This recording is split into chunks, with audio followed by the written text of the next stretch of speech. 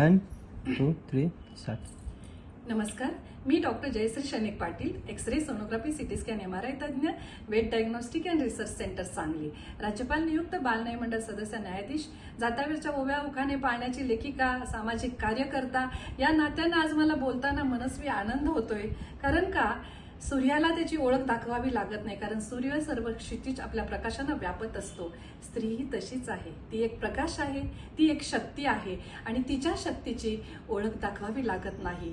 आणि तिच्या शक्तीला, तिच्या ओळखीला जी काही ओळख मिळालेली आहे त्याचाच परिपाक म्हणजेच काय, नारी शक्ती वंदन अधिनियम, म्हणजेच काय, महिला आरक्षण विधेयक.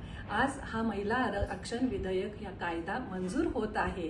आणि जी शतकानशतके, वर्षानुवर्ष, पिढ्यानपिढ्या स्त्री संस्काराची मूल्य घरामध्ये जपत आली आणि आपल्या संस्काराने संस्कृती जपत आली, त्या स्त्रीची पावलं आज विधानसभा आणि लोकसभेमध्ये पडणार आहेत. आणि त्यामुळं आज हे नारी शक्ती वंदन अधिनियम हा कायदा मंजूर होत आहे.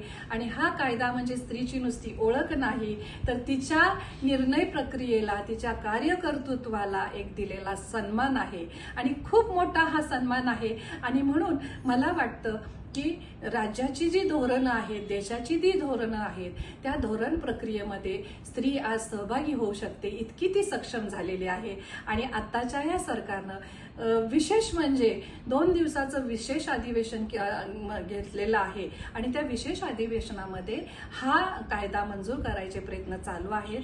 आणि अतिशय स्तुत्य असा हा उपक्रम आहे, अभिमानास्पद उपक्रम आहे.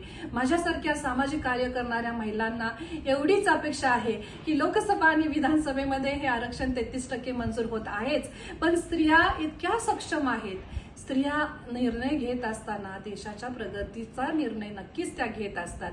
आणि हे नारी शक्ती वंदन अधिनियम हा कायदा, हे आरक्षण मंजूर होत आहे, ह्याच्यामुळं स्त्रियांना निर्णय प्रक्रियेत ही समान संधी मिळत आहे आणि त्यामुळं देशाचं सक्षम असं भविष्य घडणार आहे. आणि म्हणून मला एकच अपेक्षा व्यक्त करायची आहे की राज्यसभा आणि विधानसभेला सुद्धा, विधान परिषदेला सुद्धा आणि लोकसभेला सुद्धा, म्हणजे लोकसभा आणि विधानसभा आहेच, पण राज्यसभा आणि विधान परिषदेला सुद्धा स्त्रियांना 33% आरक्षण मिळावं, त्यांचा तिथंही सहभाग असावा असं मला वाटतं.